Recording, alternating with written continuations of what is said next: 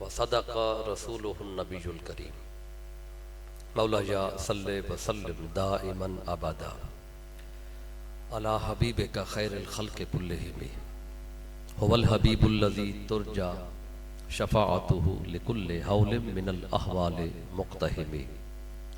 حمد اور صلاۃ کے بعد لائق صد احترام معزز اور مکرم علماء کرام، معزز ذمہ داران اور وابستگان تحریک منہاج القرآن، اور آج کے اس دوسرے ماہانہ درس عرفان القرآن میں تشریف لانے والے معزز حاضرین، اللہ تعالیٰ کا شکر ہے جس کی توفیق سے ہم آج ایک بار پھر جامع مسجد انوار مدینہ برج گاؤں میں اس عظیم الشان درس عرفان القرآن میں جمع ہیں۔ دعا ہے اللہ ہم سب کی یہ حاضری اپنی بارگاہ میں قبول فرمائے۔ بلا تمہید بات شروع کرنا چاہتا ہوں کیونکہ ہم انشاءاللہ اذان عشاء کے قریب اپنی گفتگو کو مکمل کر لیں گے، اپنے وقت مقررہ پہ انشاءاللہ جماعت کھڑی ہوگی۔ تو پچھلی نشست میں سورہ فاتحہ سے میں نے درس کا آغاز کیا تھا، اور اس میں جو ضروری وضاحتیں تھیں، جو ضروری چیزیں تھیں تاکہ سورہ فاتحہ پڑھتے ہوئے اور سنتے ہوئے ہم ان چیزوں کو سمجھتے جائیں، اور عملی زندگی میں بھی سورہ فاتحہ ہمیں کس طرح فائدہ دے سکتی ہے، ان پر میں نے چند باتیں کی تھی۔ صرف سورہ فاتحہ کے ناموں پر ہم نے بات کی تھی، سورہ فاتحہ کی تفسیر شروع نہیں کی۔ اس کی ایک ایک آیت پر اگر ہم بات کریں تو ایک ایک گھنٹہ اس پہ درکار ہے۔ میری کوشش ہے کہ ہم ایک اجمال جو ہے کسی بھی صورت کا وہ اس کو سمجھ لیں، تاکہ جب بھی قرآن مجید پڑھا جائے نماز کے اندر یا نماز کے علاوہ، جن صورتوں کو اکثر ہم نماز میں پڑھتے ہیں، ہم انشاءاللہ ان درس قرآن کی جو ہماری سیریز ہے اس میں ان صورتوں کو ڈسکس کریں گے، کیونکہ فاتحہ ہر نماز کی ہر رکعت میں ہوتی ہے، اس لیے اس سے آغاز کیا۔ پھر اس کے بعد سورہ کوثر، اس کو اکثر پڑھا جاتا ہے، چھوٹے بچوں کو بھی یہ سورت زبانی یاد کرائی جاتی ہے۔ پھر اسی طرح سورہ اخلاص پہ بھی ہم کریں گے، سورہ عصر پہ بھی کریں گے، یہ جو چھوٹی صورتیں ہیں قرآن پاک کی۔ تو اس میں نے آج چاہا کہ سورہ کوثر پہ ایک بات اور ایک پیغام آپ تک پہنچایا جائے۔ پوری صورت پہ ہر جہت سے تو بحث ہم نہیں کر پائیں گے، تو اس کے لیے بہت وقت درکار ہے، بہت ساری نشستیں اس پہ ہو سکتی ہیں، لیکن ہماری کوشش ہوگی کہ ہر نشست میں ایک سورہ مبارکہ جو ہے وہ ہم پوری اس کو پڑھ لیں، تاکہ اگر ہم 12 صورتیں یا 10 صورتیں بھی آخری ڈسکس کرنا چاہیں ان دروس میں تو 1 سال لگ سکتا ہے، تو کم از کم جب سال پورا ہو تو آخری 10 صورتیں ہماری پوری ہو جائیں۔ تو یہ ایک کوشش ہے اور آپ تک ایک اچھا پیغام پہنچ جائے۔ عمر بھر ہم مسجد میں آتے ہیں، نماز پڑھتے ہیں، قرات سنتے ہیں، لیکن اکثر لوگوں کو پتہ نہیں ہوتا کہ پڑھا کیا گیا ہے، یعنی جو پڑھا گیا ہے اس کا معنی کیا ہے، اور وہ بات اللہ نے کس تناظر میں کی ہے۔ اس وجہ سے پھر نماز میں خیالات ادھر ادھر جاتے رہتے ہیں، کیونکہ جو امام صاحب پڑھ رہے ہوتے ہیں یا ہم خود پڑھ رہے ہوتے ہیں، ہمیں اس کی سمجھ نہیں آ رہی ہوتی، اس وجہ سے ہم پھر کبھی کہیں پہنچ جاتے ہیں دوران نماز، ہم کبھی کہیں پہنچ جاتے ہیں۔ تو آج ہم سورہ کوثر کا مطالعہ کرتے ہیں۔ پہلے اس کی جو تاریخی حیثیت ہے، اس کا پس منظر، اس کا شان نزول، وہ میں آپ تک پہنچانا چاہتا ہوں۔ یہ قرآن پاک کی سب سے چھوٹی سورت کا اس کو اعزاز حاصل ہے، اس سے چھوٹی سورت اور کوئی نہیں ہے۔ آیتیں کتنی ہیں؟ 3۔ سورہ عصر کی بھی 3 آیتیں ہیں، لیکن وہ حجم میں اس سے کچھ زیادہ ہے۔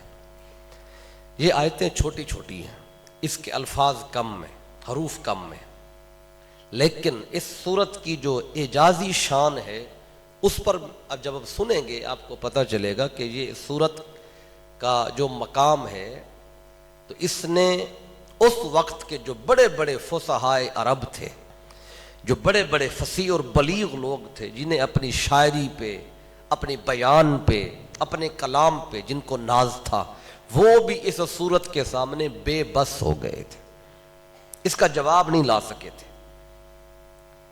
اب اس کی اگر تاریخ پڑھیں تو جب یہ سورت مبارکہ نازل ہو چکی تھی تو مکہ میں ایک میلہ لگا کرتا تھا، وہ ادبی میلہ ہوتا تھا، آج کل کی طرح میلوں کی طرح تو نہیں تھا، ادبی میلہ، یعنی ادب کے، چونکہ ادب کا اس وقت بڑا شہرہ تھا، ادب اور بیان کا۔ عرب جو تھے وہ خود کو اہل زبان کہتے، باقیوں کا اجمی کہتے، گونگے۔ وہ کہتے زبان تو ہمارے پاس ہے، باقی دنیا تو گونگی ہے۔ وہ ایک ایک مجلس میں کئی سو اشعار فی البدی پڑھ دیتے تھے۔ ایک یمن میں بہت بڑا شاعر جس کا ثانی کوئی نہیں تھا، اب اس کے مقابلے کا کوئی بندہ نہیں تھا، یمن میں رہتا تھا۔ جب میلہ ہوتا سال کے بعد تو شعراء آتے اور شاعری کا مقابلہ کرتے تھے، اور پھر جس کی شاعری سب سے اچھی ہوتی تھی وہ شاعری لکھی ہوئی کعبے کی دیوار کے ساتھ لٹکا دیتے تھے، اور ہر آنے والا بندہ جو کعبے کے پاس آتا اس شاعری کو پڑھتا اور اسے سمجھ آتی کہ یہ وہ شاعری ہے جو اس سال سب سے اچھی تھی، ٹاپ پر تھی۔ تو 7 قسم کے شاعر جو تھے ان کا کلام لٹکا دیا گیا تھا کعبے کی دیوار کے ساتھ۔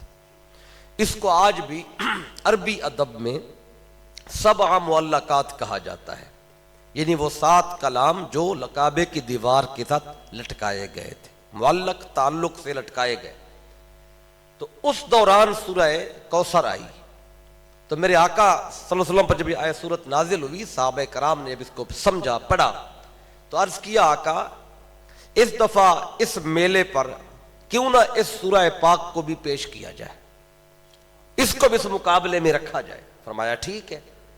جب لوگ جمع ہوئے، شاعری کا مقابلہ ہوا، تو اس سورہ مبارکہ کو بھی پیش کیا گیا کہ بھی جس کا کلام سب سے اچھا ہو پھر اسی کو کعبے کی دیوار کے اوپر لٹکایا جائے۔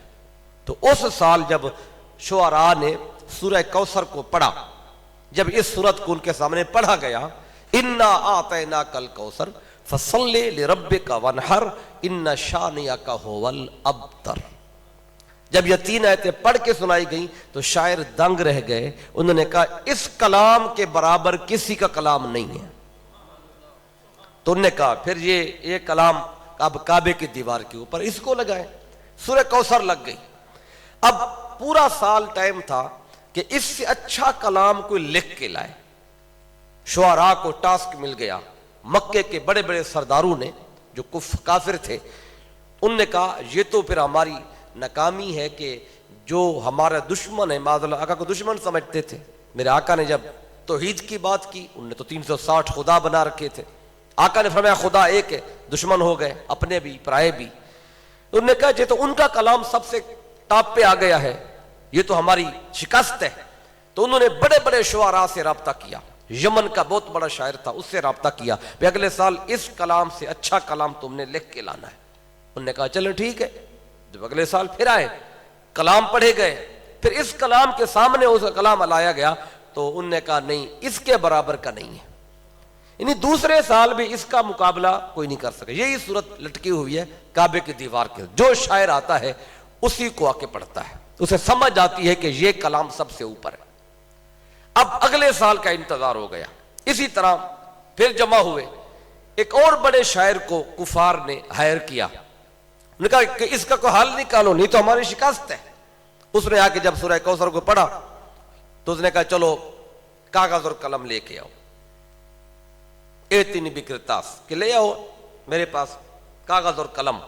کاغذ اور قلم جب لایا گیا تو کافروں نے یہی سمجھا کہ لگتا ہے کہ اب سورہ کوثر کا توڑ ہونے والا ہے، اس کا مقابلے کا کلام آنے والا ہے۔ جب وہ لے کے آ گئے تو اس نے کاغذ کے اوپر لکھا، کیا لکھا؟ کاغذ اور قلم لائے، اس نے لکھا ما ھذا کلام البشر اس نے وہ لکھ کر سورہ کوثر کے ساتھ لگا دیا چوتھی آیت کے طور پہ. اس نے کہا اس کا مقابلہ تم کر ہی نہیں سکتے, یہ بشر کا کلام ہے ہی نہیں.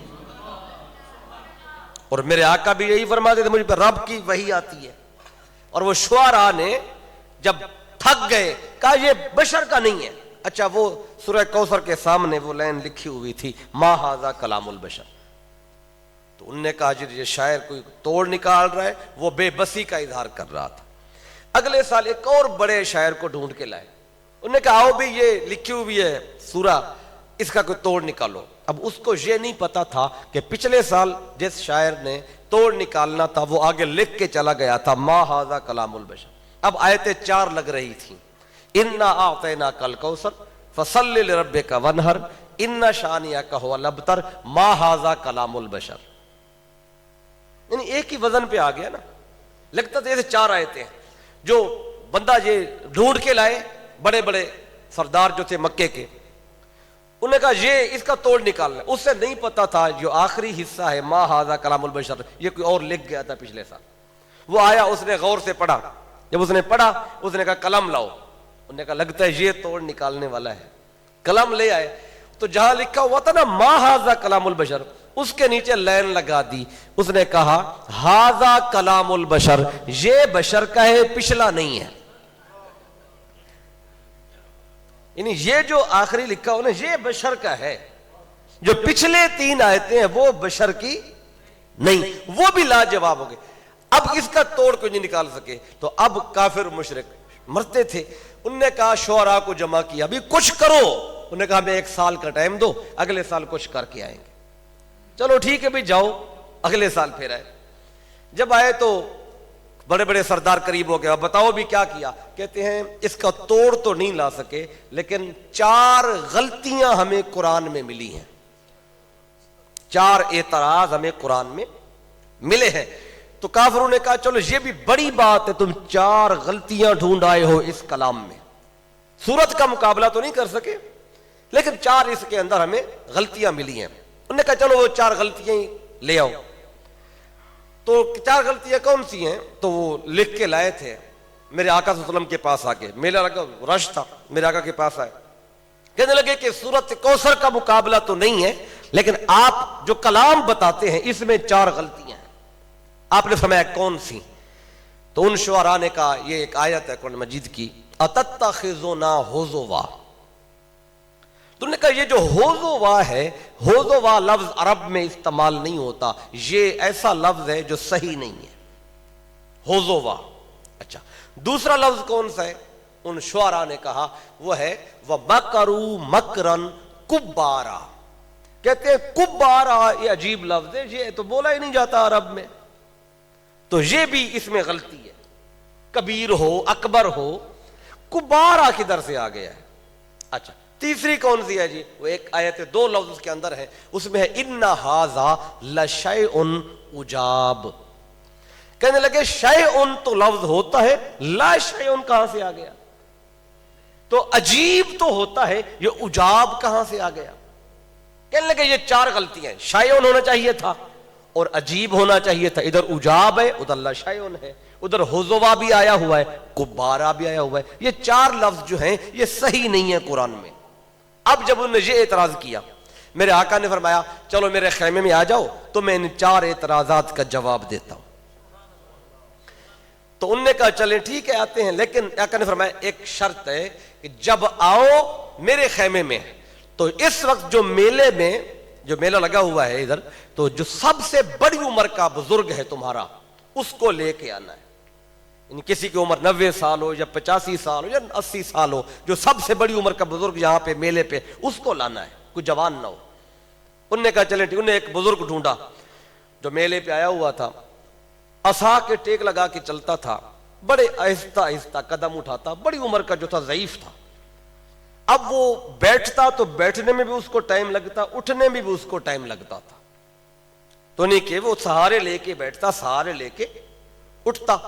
اب اس کو انہوں نے ڈھونڈا اور وہ میرے آقا کے خیمے میں جب آئے, شعراء بھی تھے جنہوں نے اعتراض کیا تھا اور مکے کے سردار بھی تھے اور وہ بڑی عمر کا بزرگ بھی تھا. جب وہ آئے میرے آقا صلی اللہ علیہ وسلم بیٹھے ہوئے ہیں, تو جب وہ جو بڑی عمر کا بندہ تھا جب وہ بیٹھ گیا اور بیٹھتے ہوئے اس کو ٹائم لگا, پہلے اس نے آسا رکھا, پھر ٹیک لگائی, پھر ایسا کر بیٹھا. جو ہی وہ بیٹھا میرے آقا کھڑے ہو گئے, یعنی وہ بیٹھا آقا کھڑے ہو گئے.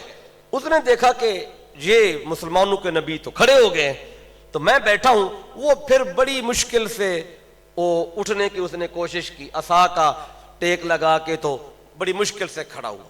جو ہی وہ کھڑا ہوا حضور پھر بیٹھ گئے.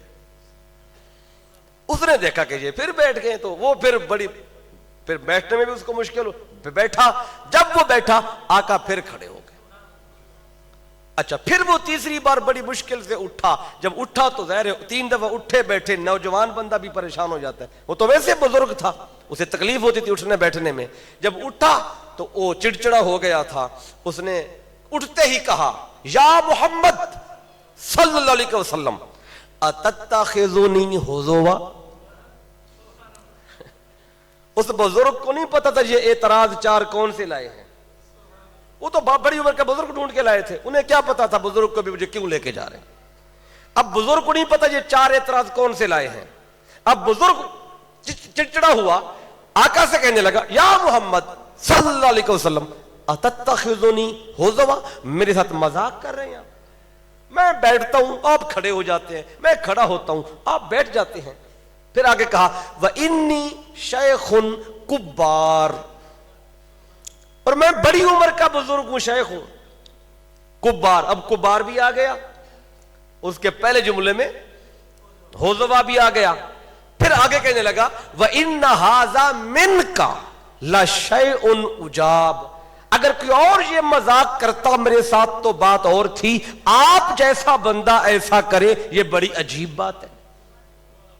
اب جو 4 اعتراض انہوں نے کیے تھے وہ ترتیب سے اس بزرگ کی زبان سے سن لیے. وہ شاعر ایک دوسرے کو منہ کو دیکھے, وہ سمجھتے تھے یہ 4 لفظ عرب میں ہیں ہی نہیں. اس بڑی عمر کے بزرگ نے وہی 4 الفاظ بول کے ان کا جواب دے دی. یعنی ایک لفظ پر بھی اعتراض نہیں کر سکے. سورت لانا تو بڑی دور کی بات ہے. قرآن نے پہلے چیلنج کیا کہ قرآن جیسا قرآن لاؤ. قُلْ لَا اجْتَمَعَتِ الْإِنسُ وَالْجِنُّ عَلَىٰ أَن يَأْتُوا بِمِثْلِ هَٰذَا الْقُرْآنِ لَا يَأْتُونَ بِمِثْلِهِ. اللہ نے کہا جن بھی مل جائیں, انسان بھی مل جائیں, قرآن جیسا قرآن لاؤ. اللہ کہتا ہے لا يَأْتُونَ بِمِثْلِهِ, تم کبھی بھی قرآن جیسا قرآن لا ہی نہیں سکتے. جب اللہ نے یہ اعلان کیا نا, یہ ہے 15ویں پارے میں, اور 15ویں پارے کا بھی مڈل جا کے بنتا ہے. قرآن کھولے, آدھا قرآن ادھر آدھا ادھر, یعنی جہاں اللہ نے کہا قرآن جیسا قرآن لو, وہ قرآن کا بھی سنٹر ہے, آدھا ادھر آدھا ادھر. پھر قرآن نے کہا, اللہ نے فرمایا چلو قرآن جیسا قرآن تو تم لانے کی پوزیشن میں نہیں ہو, ایک اور کام کرو. کیا فرمایا فَأْتُوا بِعَشْرِ صُوَرٍ مِثْلِهِ, کہ قرآن جیسی 10 صورتیں لاؤ. قُلْ فَأْتُوا بِعَشْرِ صُوَرٍ مِثْلِهِ, قرآن جیسی 10 صورتیں لاؤ. یہ اللہ نے فرمایا سورہ ہود کے اندر, سورہ ہود 12واں پارہ. تو یہ سورت کا نمبر دیکھے تو سورت کا نمبر 11 ہے. یعنی 11 نمبر سورت میں رب نے کہا چلو 10 صورتیں لاؤ اس جیسی. اس سورت سے پہلے صورتیں 10 ہیں. یعنی کہ جس سورت میں رب نے یہ کہا نا اس جیسی 10 لاؤ, اس سورت سے پہلے صورتیں ٹوٹل 10 تھیں. اب یہ قرآن کا اور انداز ہے پڑھنے کا. جہاں فرمایا قرآن جیسا قرآن لاؤ, وہ قرآن کا مڈل ہے, پورا قرآن آدھا ادھر آدھا ادھر. جہاں فرمایا 10 صورتیں لاؤ, اس صورت سے پہلے بھی 10 ہی تھیں. اچھا 10 نہیں لا سکے, اللہ نے کہا چلو ایک لے کے آؤ. وہ کہاں فرمایا سورۃ البقرہ میں وَإِن كُنتُمْ فِي رَيْبٍ مِّمَّا نَزَّلْنَا عَلَىٰ عَبْدِنَا فَأْتُوا بِسُورَةٍ مِّن مِثْلِهِ. اس ایک سورت کون سی؟ سورہ کوثر. اس ایک سورت جیسے سورت لاؤ. جہاں رب نے کہا ایک سورت لاؤ, اس سورت سے پہلے سورت ہی ایک ہے, فاتحہ. بقرہ سے پہلے فاتحہ. اب پر سورت نہیں لا سکے, فرمایا فَلْيَأْتُوا بِحَدِيثٍ مِثْلِهِ, کوئی قرآن جیسے کوئی ایک بات ہی لے آؤ, وہ بات ہی نہیں لا سکے، وہ لفظ کا اعتراض ہی نہیں کر سکے۔ اب یہ قرآن کا اعجاز ہے، یہ سب سے چھوٹی سورت ہے، اس سورت کا توڑ بھی سارے اس وقت کے شاعر مل کے بھی نہیں کر سکے۔ اب یہ تھی اس کی ایک تاریخی حیثیت کہ تاریخ میں اگر آپ دیکھنا چاہیں کہ سورہ کوثر کا مقام کیا ہے، اب جو اس کا شان نزول ہے، اب تھوڑا سا اس کو آپ دیکھ لیں کہ میرے آقا صلی اللہ علیہ وسلم کو ایک تانا ملا۔ تانا یہ تھا کہ معاذ اللہ میرے آقا کو ابتر ہونے کا تانا ملا۔ ابتر کیا مطلب؟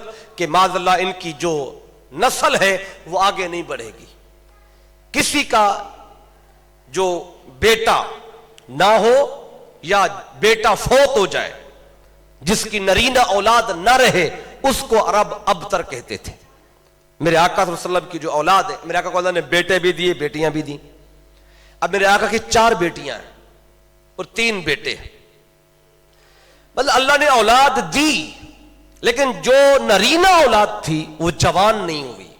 اس کی بھی وجہ ہے، چونکہ اگر اولاد جوان ہو جاتی اور جوان ہونے کے بعد نبی نہ بنتی تو کسی بھی نبی کو جزوی فضیلت آقا پہ مل جاتی، چونکہ باقی انبیاء خود بھی نبی، ان کی اولاد بھی نبی بنی، یعنی ابراہیم علیہ السلام ہے، خود بھی نبی ہیں، بیٹا بھی نبی ہے۔ اسی طرح حضرت داؤد علیہ السلام ہے، خود بھی نبی ہیں، بیٹا سلیمان علیہ السلام وہ بھی نبی ہیں۔ تو اب ایسی مثال موجود تھی کہ باپ بھی نبی، بیٹا بھی نبی۔ اگر میرے آقا نبی ہیں، اگر بیٹا جوان ہو جاتا اور نبی نہ ہوتا تو جزوی فضیلت کسی کو مل جاتی۔ اللہ نہیں چاہتا تھا کسی بھی نبی کو جزوی فضیلت بھی میرے مصطفیٰ پہ آئے۔ طریقہ کیا رکھا؟ نرینہ اولاد دی تاکہ کوئی اولاد نہ ہونے کا تانا نہ دے، لیکن اولاد کو جوانی تک نہیں جانے دیا تاکہ ختم نبوت کا تاج وہ مصطفیٰ کے سر پہ رہے۔ اب اس پہ ایک حدیث پاک سن لے۔ حدیث پاک میں آیا ہے، اور یہ جب میرے آقا کے بیٹے ہیں اور حضرت ابراہیم علیہ السلام، جب حضرت ابراہیم علیہ السلام جب آپ کا وصال ہوتا ہے، جب آپ کی وفات ہوتی ہے، تو آپ کی وفات پر میرے آقا صلی اللہ علیہ وسلم نے فرمایا تھا، جو لوگ اس وقت موجود تھے، آقا نے فرمایا تھا لو کان عاشا، فرمایا اگر یہ میرا بیٹا لو عاشا، اگر یہ زندہ رہتا، حضرت ابراہیم جو حضرت ماریہ قبطیہ کے بطن سے آئے، صرف ایک بیٹے ہیں جو میرے آقا کے، جو ماریہ قبطیہ کے بطن سے آئے، باقی ساری اولاد آقا کی پہلی زوجہ سے ہوئی ہے، پہلی زوجہ سے۔ صرف ایک بیٹے یہ مدینے میں حضرت ماریہ قبطیہ، یہ ان کے بطن سے ہوئے۔ تو جب ان کی وفات ہوئی، اب یہ ابن ماجہ کتاب الجنائز میں حدیث آئی ہے، تو حضرت عبداللہ ابن عباس رضی اللہ عنہما اس کو روایت کرتے ہیں، جب ان کا انتقال ہوا، میرے آقا جب ان کی تدفین ہوئی تو آقا نے اس وقت فرمایا تھا لو عاشا لکان صدیقا نبیا، فرمایا اگر یہ میرا بیٹا زندہ رہتا تو یہ سچا نبی ہوتا، یعنی کہ یہ نبی ہوتا، کیونکہ نبی میرے بعد ہونا کوئی نہیں ہے، یہ وجہ ہے کہ اللہ نے میرا بیٹا دے کے مجھ سے واپس لے لیا۔ اب میرے آقا کے جو دوسرے بیٹے تھے، ایک تو ہے حضرت قاسم جو سب سے پہلے پیدا ہوئے۔ حضرت قاسم اسی وجہ سے میرے آقا کی کنیت تھی ابو القاسم، مکہ مکہ میں ابو القاسم کے نام سے مشہور ہے۔ سب سے پہلے حضرت قاسم پیدا ہوئے، پھر حضرت زینب پیدا ہوئی، پھر حضرت رقیہ پیدا ہوئی، پھر حضرت ام کلثوم پیدا ہوئی، پھر سیدہ کائنات حضرت فاطمہ الزہرا رضی اللہ تعالیٰ عنہ علیہ وسلم آپ پیدا ہوئی، پھر حضرت فاطمہ الزہرا کے بعد ایک بیٹے حضرت عبداللہ پیدا ہوئے۔ اب جب حضرت عبداللہ پیدا ہوئے، میرے آقا اعلان نبوت کر چکے تھے، تو جب اعلان نبوت ہو چکا ہے تو اس وقت جب ان کی وفات ہوئی ہے تو ان کی وفات پر کافروں نے تانا دیا۔ آس بن وائل سہمی آیا، اس نے تانا دیا، اور بھی کچھ کافر تھے، مشرک تھے، انہوں نے تانا دیا، کہنے لگے کہ معاذ اللہ محمد صلی اللہ علیہ وسلم ابتر ہو گئے، مطلب ان کی جو نرینہ اولاد ہے وہ نہیں رہی۔ تو جب یہ تانا دیا تو میرے آقا صلی اللہ علیہ وسلم کو اللہ نے تسلی دی میرے آقا پہ غم کی کیفیت ہوئی، پریشانی ہوئی کہ میری نرینہ اولاد جا رہی ہے اور یہ مجھے تانے دے رہے ہیں۔ اب ان بدبختوں نے یہ بھی نہیں دیکھا کہ وقت کیسا ہے، لمحہ کیسا ہے، اس موقع پہ یہ بات کرنی بھی ہے کہ نہیں کرنی، لیکن انہوں نے میرے آقا کو معاذ اللہ تانا دیا، کہنے لگے بطر محمد اللیل، آج کی رات جو گزری ہے، کہنے لگے محمد صلی اللہ علیہ وسلم ابتر ہو گئے معاذ اللہ، اب ان کی نسل آگے نہیں چل سکے گی، جو نرینہ اولاد نہیں ہے۔ جب نسل آگے نہیں چلے گی تو ان کا مشن رک جائے گا، جب مشن رک گیا ان کے ماننے والے تھوڑے ہوں گے۔ اب یہ ان کا تانا تھا، اب اس تانے کو بھی ذہن میں رکھیں۔ اب اللہ نے جو تانے پر مصطفیٰ کو تسلی دی، وہ تسلی کیا ہے؟ اللہ نے فرمایا انا اعطیناک الکوثر فصل لربک وانحر ان شانئک ھو الابتر۔ اے میرے حبیب، یہ آپ کو تانا دے رہے ہیں، آپ کی نسل آگے نہیں چل سکے گی۔ فرمایا میں آپ سے وعدہ کرتا ہوں کہ جو آپ کا دشمن ہے ابتر وہی ہوگا، آپ کی نسل چلا کے دکھاؤں گا، وہ ہوگی، ہر زمانے میں ہوگی، بلکہ جتنی آپ کی اولاد ہوگی اتنی کسی اور کی ہوگی ہی نہیں۔ لیکن یہ جو آپ کا دشمن ہے، فرمایا ان شانئک ھو الابتر، آپ کا دشمن ابتر ہوگا۔ اب تانا دینے والے کا نام تھا عاص بن وائل سہمی۔ اب اس کے دو بیٹے تھے۔ اس آیت کے، اس سورت کے اترنے کے بعد اب اس کے دونوں بیٹے زندہ رہے، مرے نہیں۔ بعض بندے سوال کرتے ہیں جب اللہ کہتا ان شانئک ھو الابتر، آپ کا دشمن ابتر ہوگا، اس کی نرینہ اولاد نہیں رہے گی، اس کی نسل نہیں چلے گی، لیکن ادھر اس کے دونوں بیٹے، بعض نے کہا 4 تھے، بعض نے کہا 2، چل 2 تو ہر کوئی مانتا ہے، تو دونوں بیٹے زندہ رہے، وہ مرے نہیں۔ تو کوئی کہہ سکتا ہے جب مرے نہیں تو پھر قرآن کا وعدہ کدھر گیا؟ دشمن تو تھا عاص بن وائل، خوشی منا رہا تھا میرے آقا کے بیٹے کے چلے جانے پر۔ اب اس کا جواب بھی سن لیں، اس کے بیٹے نہیں مرے۔ کیوں نہیں مرے؟ کیونکہ اس کے بیٹے بڑے ہو کر انہوں نے اسلام قبول کر لیا۔ یعنی 2 بیٹے تھے اور دونوں نے مصطفیٰ کا کلمہ پڑھا، یہ عاص بن وائل نے نہیں پڑھا۔ ہاں اب اس کا آپ کو سمجھ آئے گی اس بات کی۔ دیکھیں اگر اس کے بیٹے مر جاتے تب بھی اس کو باپ تھا، ظاہر ہے اس کو بیٹے کے مرنے پہ دونوں بیٹے مر جاتے، تکلیف ہوتی، پریشانی ہوتی، اس میں بھی وہ غم کرتا، پریشان ہوتا، لیکن اس سے زیادہ پریشانی اس کو تب ہوئی جب اسی کے گھر میں مصطفیٰ کا نام لیا جانے لگا۔ جس مصطفیٰ سے دشمنی کرتا رہا، عمر پر جس سے لڑتا رہا، اب اسی کا نام اس کے گھر میں لیا جا رہا ہے۔ اس کے بیٹے جب درود پڑھتے تھے تو کیا کہتے تھے؟ اللہم صلی علی محمد وعلی آل محمد۔ اب اس سے اس کو تکلیف زیادہ ہوتی تھی، اب وہ تکلیف تھوڑی تھی اگر بیٹے مر جاتے۔ اب اس کے گھر میں مصطفیٰ پہ درود بھی پڑھا جا رہا ہے، مصطفیٰ پہ سلام بھی پڑھا جا رہا ہے۔ اللہ کہتا ہے حبیب آپ نہ پریشان ہو، یہ آپ سے کہتا ہے کہ آپ کی نسل نہیں چلے گی، فرمایا میں جو آپ کا دشمن ہوگا اس کی نسل کاٹ کے دکھاؤں گا، جو آپ کا دشمن ہے اس کے گھر میں آپ کے نغمے میں وہاں سے ان کی زبان سے کہلوا کے دکھاؤں گا۔ اب اس کے دونوں بیٹے جو تھے وہ میرے آقا صلی اللہ علیہ وسلم کے امتی ہوئے، میرے آقا کی بارگاہ میں آئے اور اسلام قبول کیا۔ تو اب یہ اس کا شان نزول ہے۔ اب اس پر میں 2-3 باتیں آج عرض کر دیتا ہوں۔ اب شان نزول تو آپ نے سن لیا کہ تانا ملا میرے آقا کو اور اللہ نے کہا انا اعطیناک الکوثر۔ ابتر ہونے کی بات جو انہوں نے کی تھی اس کا جواب تو آخری آیت میں آیا، لیکن یہ جو اولاد نہ ہونا، نرینہ اولاد، پھر آگے نرینہ اولاد نہیں تو پھر مشن نہیں چلے گا، مشن نہیں آگے بڑھے گا تو تعداد کم ہوگی۔ اب یہ بھی تسلی اللہ نے مصطفیٰ کو پہلی آیت میں دی، جو پہلی آیت ہے نا انا اعطیناک الکوثر، اس میں اللہ نے مصطفیٰ کو تسلی دی ہے۔ وہ تسلی کیا ہے؟ اب وہ کوثر کے مختلف معانی کے اندر ہے۔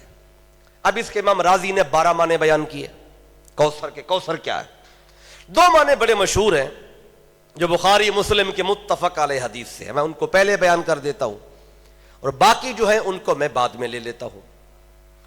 دیکھیں پہلا معنی اس کا ہے کوثر کا معنی حوض کوثر. اب یہ صحیح مسلم کو پڑھیں, اس میں بھی حدیث آئی ہے اور پھر بخاری میں بھی ہے.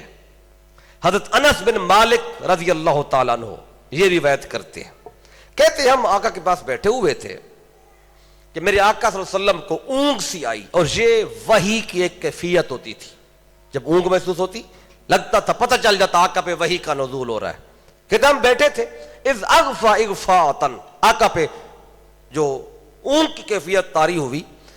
پھر میرے آقا نے سر اٹھایا, رافع ثم رافع راسہ متبسما, جو کہ کافر تانا دے رہے تھے کہ آقا کو کہ آپ کی اولاد نہیں رہی. اب آقا پر قرآن کا اس سورت کا نزول ہوا تو آقا نے سر اٹھایا تو چہرہ مسکرا رہا تھا. فقلنا, صحابی کہتے ہم نے آقا سے پوچھا, ما اضحکک یا رسول اللہ صلی اللہ علیہ وسلم, آقا آپ کو کس بات نے ہنسایا ہے؟ ہم نے تو کوئی بات نہیں کی, نہ آپ نے کوئی بات کی. اچانک اونگ کی کیفیت ہوئی اور آپ نے سر اٹھایا اور چہرے پہ تبسم تھا. تو میرے آقا نے فرمایا, قال انزلت علی آنفا سورۃ, ابھی ابھی مجھ پر ایک سورت نازل ہوئی ہے. پھر آقا نے سورت کو پڑھا, انا اعطیناک الکوثر فصلی لربک وانحر ان شانئک هو الابتر. یہ سورت نازل ہوئی, مصطفیٰ کا رنج چلا گیا, چہرے پہ تبسم آ گیا, خوشی آ گئی. اللہ اب تسلی دے رہا ہے. اب تسلی کیا دی ادھر سنیں. پھر آقا نے فرمایا, ثم قال اتدرون ما الکوثر, آقا نے صحابہ کرام سے فرمایا, جانتے ہو یہ کوثر کیا ہے جو اللہ نے مجھے دے دیا ہے؟ عرض کیا آقا اللہ اس کا رسول بہتر جانتا ہے. پھر آقا نے فرمایا, انہو نہر, یہ جنت میں ایک نہر ہے جس کا اللہ نے مجھ سے وعدہ کیا ہے.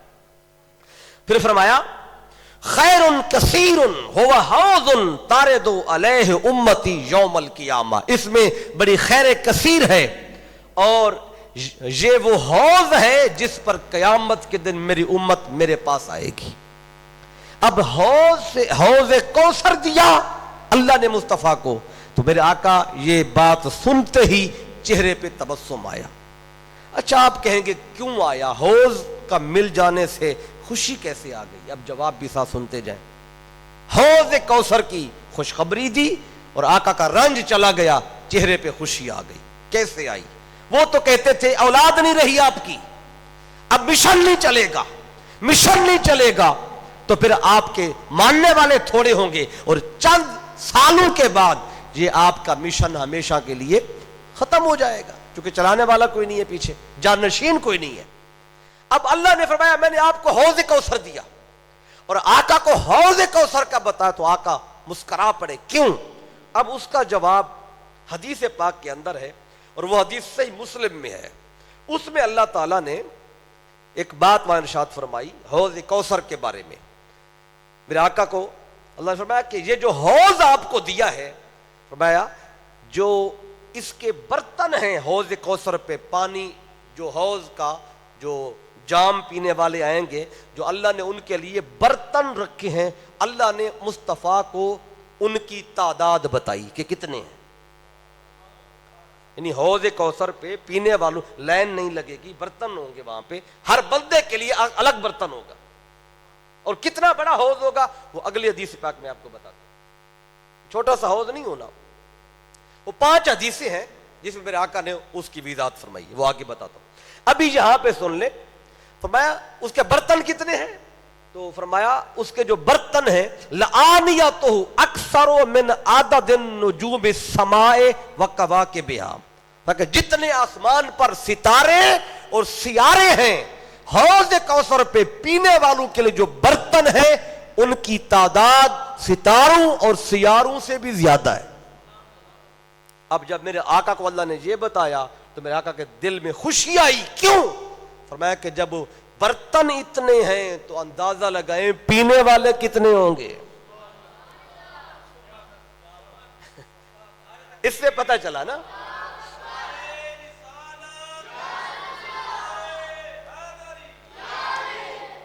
اب برتنوں سے پتہ چلا نا برتن کتنے ہیں, اللہ نے بتایا. جتنے آسمان کے ستارے اور سیارے ہیں اے حبیب, اس سے بڑھ کر حوض کوثر پہ پینے والوں کے لیے یہ برتن ہوں گے۔ جب میرے آقا کو یہ بتایا حضور کے دل میں خوشی آئی۔ وہ کہتے تھے آپ کا مشن نہیں چلے گا، ماننے والے نہیں رہیں گے، اللہ نے دکھا دیا آیت سورت نازل کر کے، ہم نے آپ کو حوض کوثر دیا، اور حوض کوثر پہ برتن اتنے ہوں گے کہ جتنے آسمان کے ستارے ان سے زیادہ ہوں گے۔ اب ستارے کتنے مصطفیٰ جانتے ہیں، سیارے کتنے ہیں مصطفیٰ جانتے ہیں۔ پتہ چل گیا میرے امتی تو اس سے بھی زیادہ ہوں گے، یہ کہتے پھرتے ہیں مشن نہیں چلے گا، میرے ماننے والے تو اتنے ہوں گے۔ وہ جو رنج آیا دل میں وہ حوض کوثر اور پھر اس میں برتنوں کی تعداد سن کے وہ ختم ہو گیا، حضور کے چہرے پہ مسکراہٹ آ گئی۔ اچھا، اب کوئی کہے نا کہ ادھر وہ تانا دے رہے ہیں کہ نرینہ اولاد کے نہ ہونے کا، اور اللہ تسلی دینے کے لیے کہ میں نے حوض کوثر دیا، تو اب اس کو بھی اگر جوڑیں حدیث سے تو معنی سمجھ میں آتا ہے حوض کوثر سے بھی تسلی مل رہی ہے۔ اچھا، حوض کتنا بڑا ہوگا؟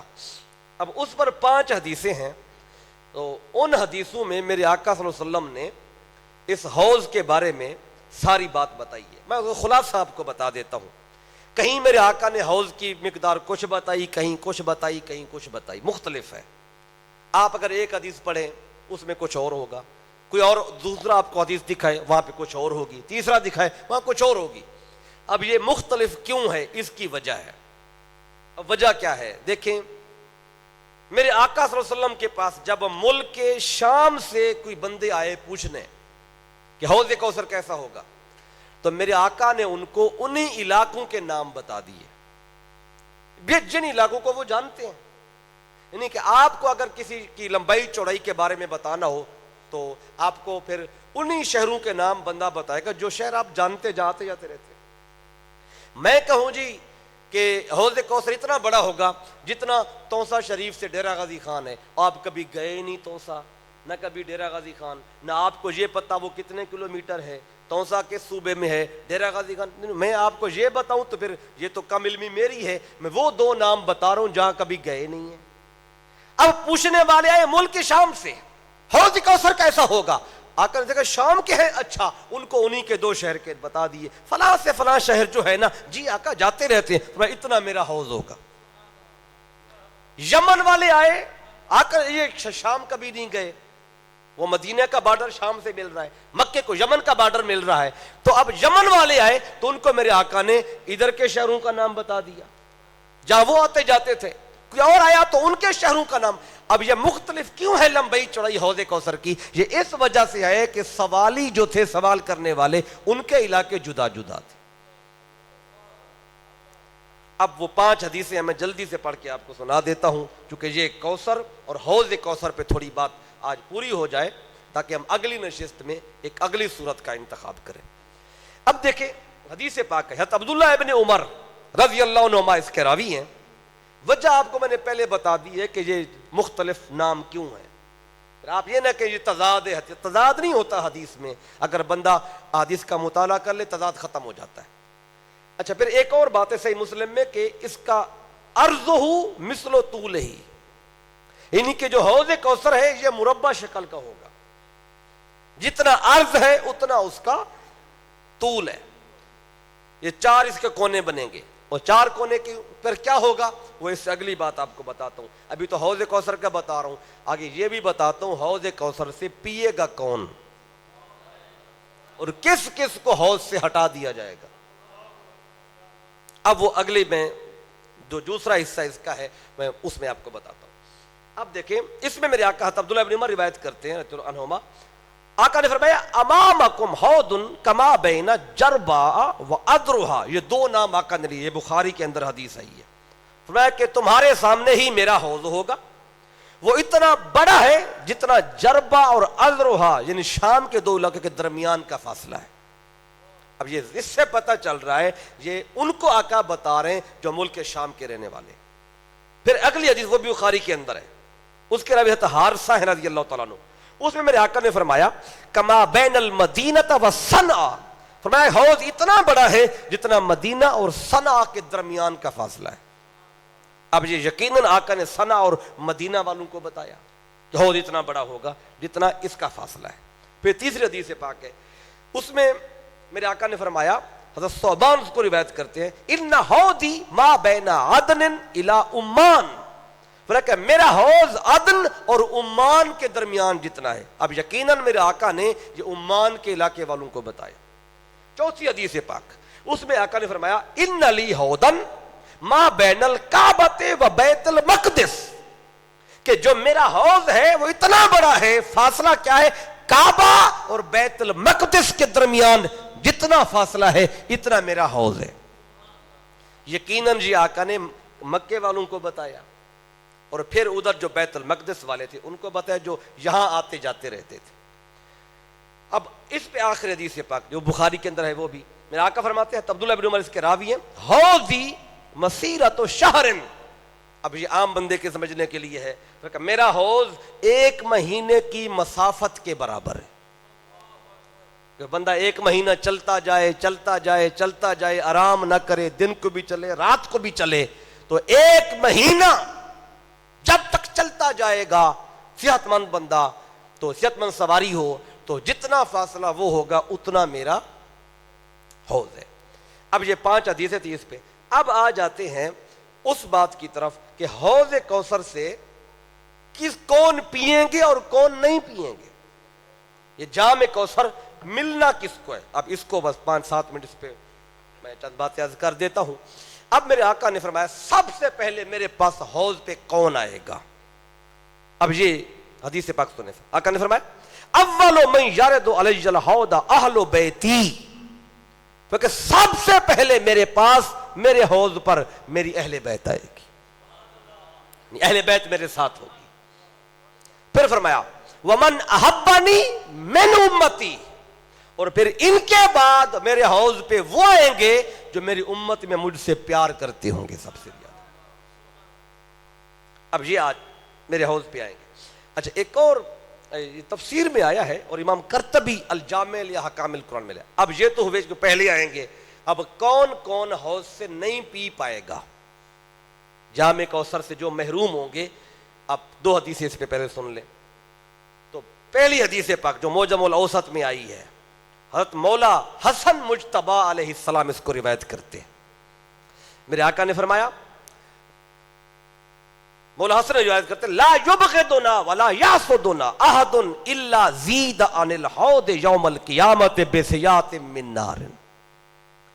مولا حسن مجتبی فرماتے ہیں، لوگوں ہم سے بغض مت رکھنا، ہم سے حسد مت رکھنا، جو بندہ ہم سے بغض و حسد رکھے گا قیامت کے دن حوض کوثر سے اسے آگ کے چاپک مار کر ہٹا دیا جائے گا۔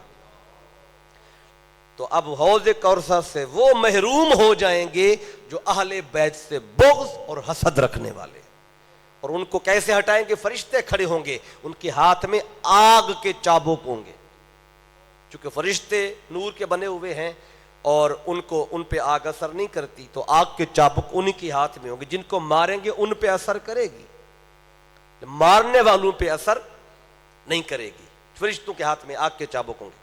اب جو پہلا طبقہ سن لیا آپ نے، وہ جو اہل بیت سے حسد اور بغض رکھنے والے ہیں، حوض کوثر سے ان کو یہ چابک مار کے ہٹایا جائے گا۔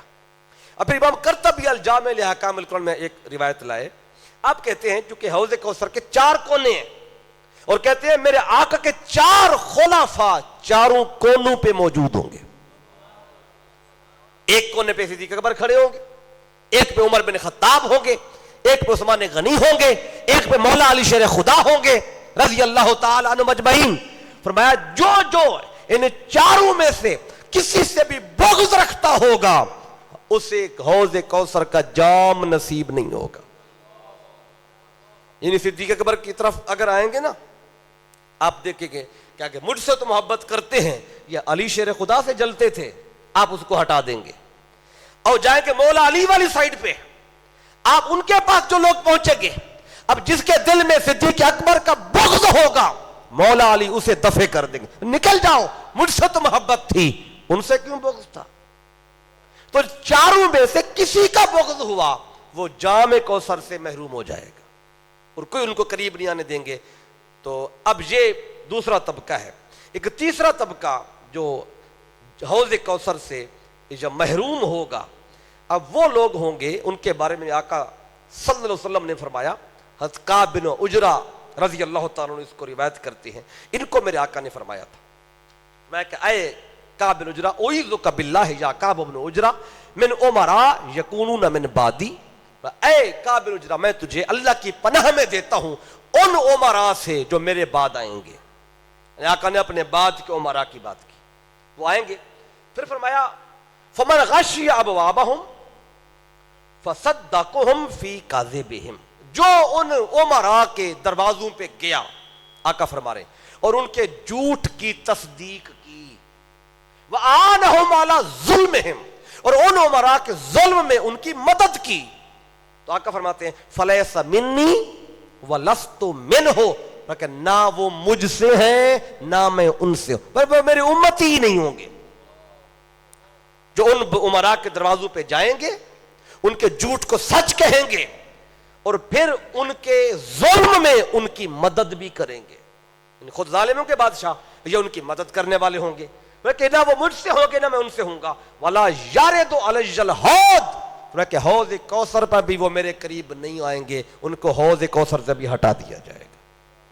اب جو بندہ ظالموں کے ظلم پہ ان کی اعانت کرے اور پھر ان کے جھوٹ کو سچ کہے، وہ حق حکمران جو کہے وہ کہ ہاں ہاں تم بالکل ٹھیک کہہ رہے ہو، تم بالکل سچے ہو، جو ان کے ظلم کے معاونت بھی کرتا ہے ان کے جھوٹ کو سچا بھی امراء کو کہتا رہا، فرمایا کہ وہ میرے حوض سے ہٹا دیا جائے گا. اب بندہ اپنے گریبان میں جھانک کے دیکھے کہ ہم ظالموں کے ظلم میں ان کی مدد کر رہے ہیں کہ نہیں کر رہے، اور ان کے جھوٹ کو سچا بھی کہہ رہے ہیں کہ نہیں کہہ رہے. اب یہ سارے زمانے کے لیے یہ بات آقا نے فرمائی ہے، جو بعد کے امراء آئیں گے تو ان کے جھوٹ کو اگر سچ مانا اور ان کے ظلم میں ان کی مدد کی تو فرمایا وہ میرے حوض سے بندے ہٹا دیے جائیں گے. اب یہ 2-3 طبقے میں نے آپ کو بتائے جن کو حوض کوثر سے ہٹا دیا. اب اس کے بس 5 منٹ میں اس کو میں کلوز کرتا ہوں. اب یہ آپ نے 2 معنی اس کے سنے، حوض کوثر اور نہر کوثر. وہ نہر اسی حوض میں سے نکلنی ہے اس لیے اس کو نہر کوثر کہا جاتا ہے، اصل میں حوض ہے اسی میں سے نہر نکلنی. اس کا تیسرا معنی ہے الکوثر علماء امتہ، اے میرے حبیب انا اعطیناک الکوثر، اے حبیب یہ کہہ رہے ہیں آپ کا مشن نہیں چلے گا، آپ کے نرینہ اولاد نہیں رہی، آپ کو تانا دے رہے ہیں، اے حبیب ہم آپ کو خوشخبری دیتے ہیں ہم نے آپ کی امت میں علماء کی کثرت عطا کی.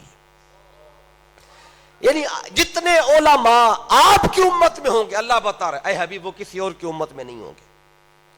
اب اللہ نے پھر میرے مصطفیٰ کو یہ بشارت دی اے حبیب ایسے ایسے علماء پیدا ہوں گے، کہیں امام بخاری جیسا عالم ہوگا، کہیں مسلم جیسا عالم ہوگا، 6 لاکھ آپ کی باتیں حدیثیں وہ زبانی یاد کریں گے. اب یہ تاریخ میں ایسا نہیں تھا، پہلی بار ایسا ہوا. پھر فرمایا کہ آپ کی امت میں فقیہ ہوں گے، بڑے بڑے امام اعظم جیسے فقیہ ہوں گے، امام مالک جیسے فقیہ ہوں گے، احمد بن حنبل جیسے ہوں گے، شافعی جیسے فقیہ ہوں گے. پھر آگے علماء ہوں گے، صلحاء ہوں گے، اولیاء ہوں گے. اے حبیب جتنے علماء صلحاء فقیہ آپ کی امت میں ہیں وہ کسی اور امت میں ہوں گے ہی نہیں. یہ خوشخبری تھی آقا کو کوثر بتا کر. اس کا تیسرا معنی پھر میرے آقا صلی اللہ علیہ وسلم کو یہ بتایا گیا کہ آپ کو انا اعطیناک الکوثر کہہ کے آپ کو امت کی کثرت عطا کی ہے، اور وہ میں نے آپ کو حوض کوثر پہ برتنوں کی تعداد کے تناظر میں آپ کو بتایا، اور پھر میرے آقا کو دکھایا بھی گیا. حدیث پاک ہے آقا فرماتے ہیں اردت علی الامم، مجھ پر امتیں پیش کی گئیں اور میں نے دیکھا کہ ایک نبی ایسا مجھے دکھایا گیا جس کے ساتھ ایک امت تھی. والنبی یمر مع النفر، ایک نبی ایسا دیکھا جس کے پاس چند افراد تھے. والنبی مع العشرۃ، ایک نبی وہ دیکھا جس کے پاس 10 امتی تھے. والنبی یمر مع الخمسہ، ایک نبی وہ دیکھا جس کے پاس 5 امتی تھے. آقا کو دکھایا گیا. والنبی یمر وحدہ، فرمایا میں نے ایک نبی وہ بھی دیکھا ہے جس کے ساتھ ایک بھی بندہ نہیں تھا، تنہا نبی جا رہا ہے. پھر آقا فرماتے ہیں فنظرت الی سواد کثیر، میں نے نگاہ اٹھائی کثیر تعداد دیکھی. فقلت یا جبریل ہؤلاء امتی، میں نے کہا جبریل کیا یہ میری امت ہے؟ کہا نہیں یہ آپ کی امت نہیں، یہ بنی اسرائیل ہے. پھر کہا آپ ادھر نگاہ اٹھائیں افق کی طرف، آقا فرماتے میں نے ادھر دیکھا کثیر لوگ دیکھے. تو جبریل کہتے ہیں ہاؤلائے امتوں کا، اے حبیب، اے اللہ کے حبیب، اے آقا ہمارے آقا، یہ آپ کی امت ہے.